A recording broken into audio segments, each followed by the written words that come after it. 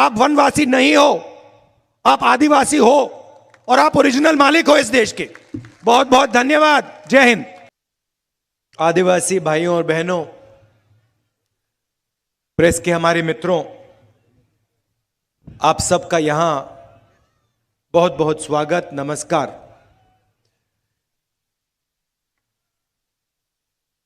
आज भगवान बिरसा मुंडा जी की जयंती है और आपने मुझे भाषण देने का मौका दिया। ऐसे दिन पे आपने मुझे बोलने का मौका दिया, इसके लिए मैं आप सबका बहुत आभारी हूं और दिल से धन्यवाद करना चाहता हूं।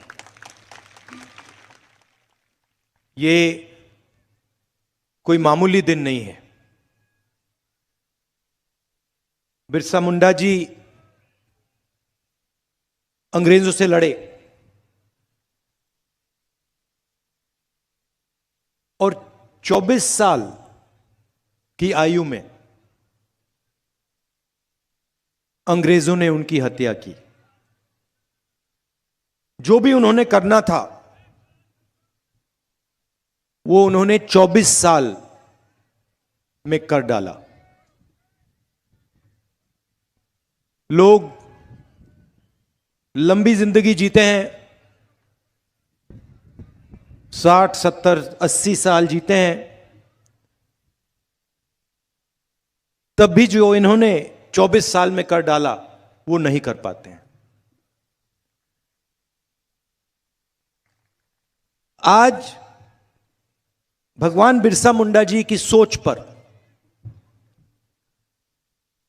आक्रमण हो रहा है। स्टेज से आपने भाषण सुने,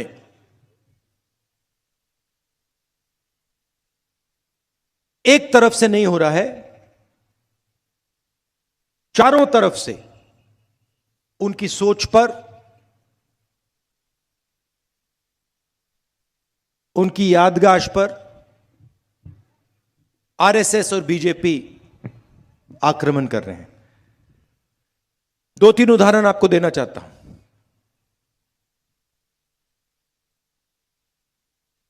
जब मैंने भाषण शुरू किया, मैंने आपको आदिवासी भाई बहन कहा।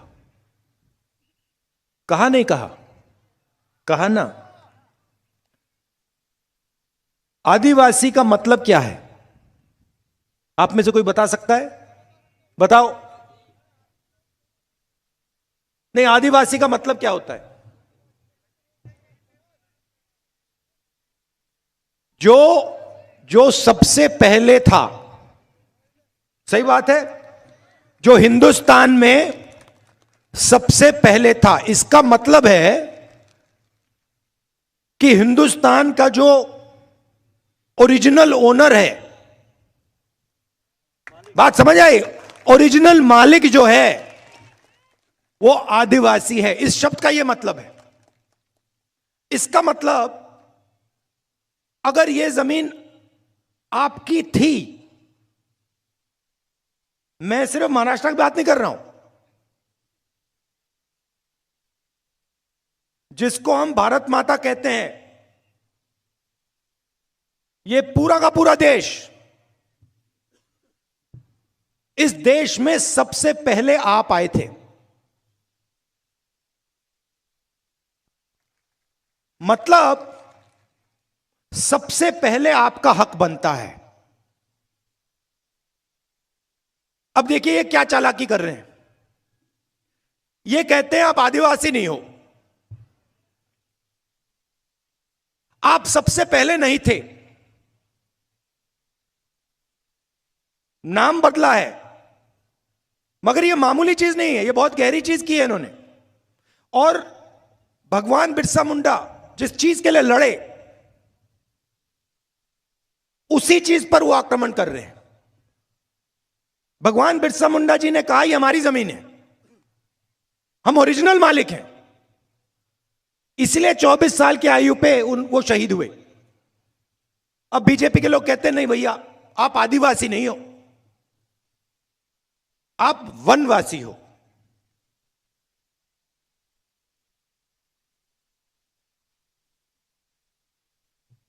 वनवासी का मतलब नहीं, आप गांव में नहीं रह सकते, आप शहरों में नहीं रह सकते, आप कॉलेज यूनिवर्सिटी में नहीं जा सकते, आप हवाई जहाज में नहीं उड़ सकते, आपको तो बस जंगल में रहना है। अभी ठहरिए, ताली मत बजाइए। अब देखिए, अगर आप हिंदुस्तान 1000 साल पहले आते, 3000 साल पहले आते, तो पूरा हिंदुस्तान जंगल था। 50 साल पहले आप हिंदुस्तान को देखते, काफी जंगल थे, और आज आप हिंदुस्तान को देखते हो, जंगल कम होता जा रहा है। सही बात, गलत बात? सही है। और आज से 20, 30, 40 साल बाद जंगल आपको दिखेगा ही नहीं, गायब हो जाएगा। तो ये आपसे ये कह रहे हैं कि आपको कोई हक नहीं मिलना चाहिए। जब जंगल गायब हो जाएगा तो वनवासी का कोई हक नहीं बचेगा। यह है इनका मतलब। ये आपसे कह रहे हैं कि यह जमीन आपकी नहीं है, और आपकी कभी नहीं रही, और कभी नहीं होगी। आप तो जंगल के हो। हम कह रहे हैं कि आप ओरिजिनल मालिक हो, यह पूरा देश आपका था, और आपसे यह देश लिया गया। तो अगर आपसे यह देश लिया गया तो आपको कुछ देना भी है। क्या देना है? आपके हक देने हैं, शिक्षा देनी है, स्वास्थ्य देना है, और देश का जो धन है उसका भाग आपको देना है।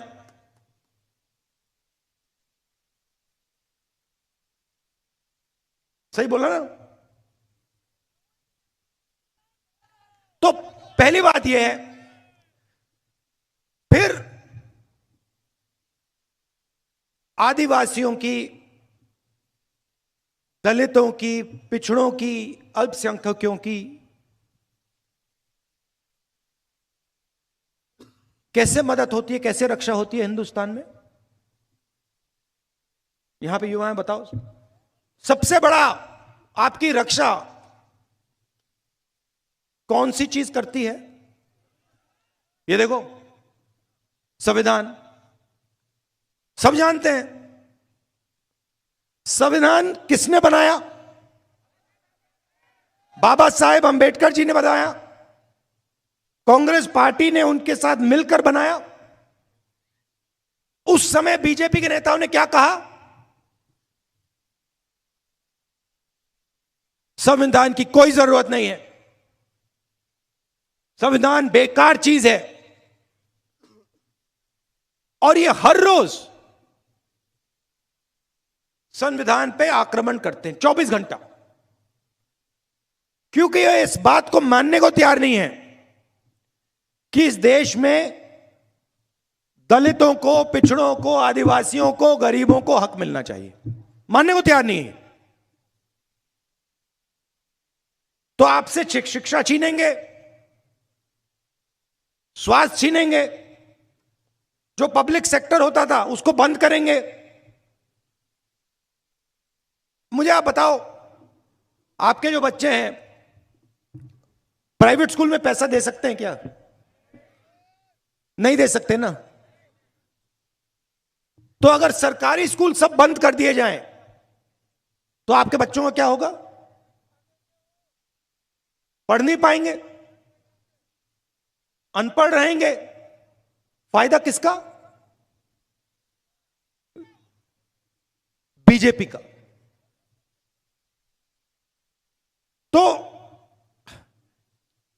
तो वो शिक्षा के सिस्टम पे आक्रमण करते हैं।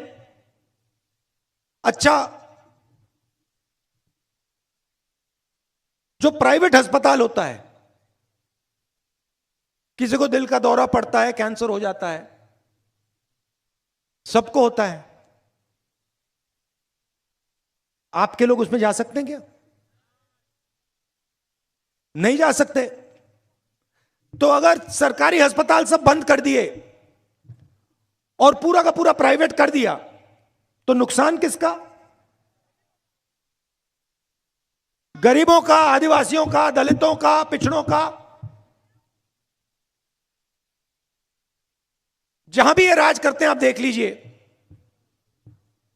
शिक्षा के सिस्टम को प्राइवेट हाथों में दे देते हैं, अस्पतालों को प्राइवेटाइज कर देते हैं।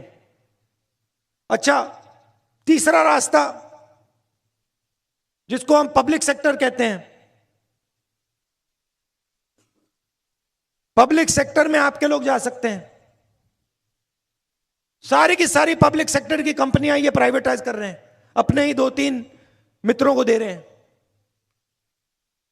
तो रोजगार का रास्ता बंद, शिक्षा का रास्ता बंद, बीमार हुए तो अस्पताल बंद। और फिर आपसे कहते हैं भैया देखो, हिंदुस्तान की बात मत करो, आप लोग वनवासी हो, बात करनी है तो जंगल की करो। जंगल में हक किसने दिया? कांग्रेस पार्टी ने दिया। फॉरेस्ट राइट एक्ट और पैसा कौन लाए? कांग्रेस पार्टी लाई। और बीजेपी क्या कर रही है? आपको कहती है आप वनवासी हो, और फिर जो आपका हक बनता है वो भी छीन लेती है।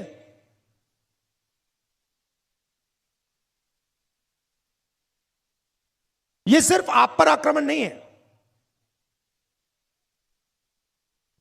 देश पर है। मगर ये जो बिरसा, ये भैया थोड़ा झंडा हिलाओ जरा, मुझे ये दिखे।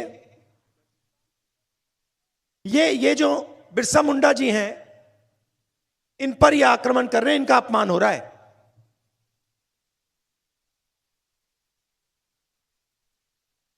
तो सबसे जरूरी बात संविधान की रक्षा,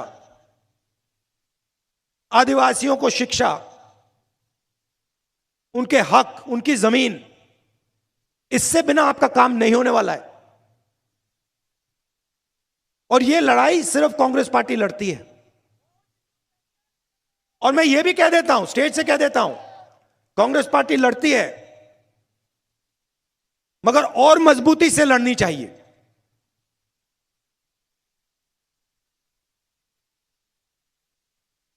यह मैं आपसे कहना चाह रहा था। आखिरी बात देखिए, बिरसा मुंडा जी, भगवान बिरसा मुंडा जी 24 साल की आयु पे शहीद हो गए। अंग्रेजों ने उन्हें जमीन देने की कोशिश की, धन देने की कोशिश की, उनको खरीदने की कोशिश की। भगवान बिरसा मुंडा जी ने कहा नहीं, मुझे तुम्हारा धन नहीं चाहिए, मुझे जमीन नहीं चाहिए, मुझे खरीदा नहीं जा सकता, मुझे अपने लोगों को हक दिलवाना है। मतलब अंग्रेज उस टाइम के सुपर पावर थे, दुनिया में सबसे बड़ी शक्ति थी, और 24 साल के बिरसा मुंडा जी ने उनका मुकाबला किया और 1 इंच पीछे नहीं हटे, और उनकी हत्या कर दी, उनको शहीद कर दिया गया। ये आपके चिन्ह हैं, ये आपको रास्ता दिखाते हैं। अब देखिए बीजेपी के चिन्ह को देखिए, आरएसएस के चिन्ह को देखिए। सावरकर जी 2-3 साल उनको अंडमान में बंद कर दिया, उन्होंने चिट्ठी लिखनी शुरू कर दी, हमें माफ कर दो, जो भी हमसे चाहते हो ले लो, बस मुझे जेल से निकाल दो। सावरकर जी में और भगवान बिरसा मुंडा जी में फर्क देखिए। 24 साल में ये शहीद हो गए। आदिवासियों के लिए, सिर्फ आदिवासियों के लिए, हिंदुस्तान के लिए अंग्रेजों के खिलाफ खड़े हो गए। और दूसरी तरफ सावरकर जी, जिनके वीर कहते हैं, वीर सावरकर, कोई मुझे बता रहा था कि उन्होंने अपने बारे में एक किताब लिखी, लोगों को बताया नहीं कि उन्होंने लिखी है। एक किताब लिखी, दूसरे नाम से लिखी, कि सावरकर कितने वीर हैं।